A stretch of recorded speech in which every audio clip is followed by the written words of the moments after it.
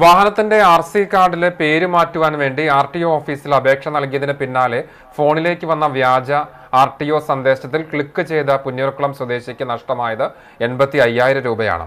ഈ മാസം 4-നാണ് ആൽത്തറ സ്വദേശി സൈബർ തട്ടിപ്പിന് ഇരയായത്. ആർടിഒ ഓഫീസിൽ അപേക്ഷ നൽകിയ ശേഷം ബാക്കി വിവരങ്ങൾ ഫോണിലേക്ക് വരുമെന്നാണ് നിർദ്ദേശം നൽകിയിരുന്നത്. അതിനുശേഷമാണ് ആർടിഒ എന്ന പേരുള്ള വ്യാജ വാട്സ്ആപ്പ് നമ്പറിൽ നിന്നും സന്ദേശം വരുന്നത്. ഈ സന്ദേശത്തിലെ ഫയൽ തുറന്നു നോക്കിയതോടെ ഫോണിൽ അദൃശ്യമായ ആപ്പ് ഇൻസ്റ്റാൾ ആവുകയും അക്കൌണ്ടിൽ നിന്ന് പണം നഷ്ടപ്പെടുകയുമായിരുന്നു.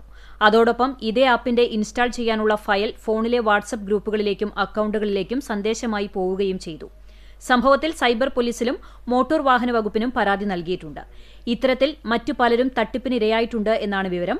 ആർടിഒയുടെ പേരിൽ വ്യാജ സന്ദേശങ്ങൾ അയച്ച് പണം തട്ടുന്ന രീതി ഇപ്പോൾ വ്യാപകമായിട്ടുണ്ട്.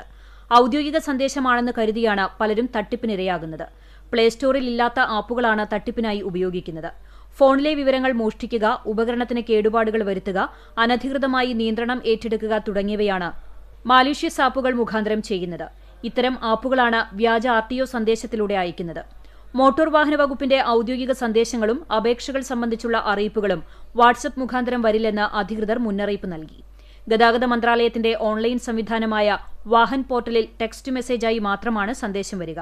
സംശയം വരുന്ന കാര്യങ്ങളിൽ ഓഫീസിൽ നേരിട്ട് അന്വേഷിക്കണം. നമ്പറുകളിൽ നിന്ന് വരുന്ന ലിങ്കുകളും ആപ്പ് ഫയലുകളും തുറക്കാതിരിക്കുക. ആപ്പ് വഴി പണം നഷ്ടപ്പെട്ടാൽ ഉടനടി സൈബർ സെല്ലിന്റെ 1930 എന്ന നമ്പറിലേക്ക് ബന്ധപ്പെടുക. തട്ടിപ്പിന്റെ വിശദ വിവരങ്ങൾ കൈമാറുക. ആപ്പ് ഇൻസ്റ്റാൾ ചെയ്ത് ഫോണിൽ ഇന്റർനെറ്റ് ബാങ്ക് വഴിയാണ് പണം തട്ടുന്നത്. അതിനാൽ പണം നഷ്ടപ്പെട്ട ഉടനെ തന്നെ ബാങ്കുമായി ബന്ധപ്പെട്ടാൽ തിരിച്ചു കിട്ടാനുള്ള സാധ്യത കൂടുതലാണ്. വൈകിയാൽ പല അക്കൌണ്ടുകളിലേക്ക് പണം മാറും. ഫോൺ ഫോർമാറ്റ് ചെയ്ത് വ്യാജ ആപ്പ് നീക്കം ചെയ്യുക. ഇത്തരം തട്ടിപ്പുകൾക്കെതിരെ ജനം ജാഗ്രതയോടെ ഇരിക്കണമെന്ന് ആർടിഒ കേന്ദ്രങ്ങൾ അറിയിപ്പ് നൽകിയിട്ടുണ്ട്.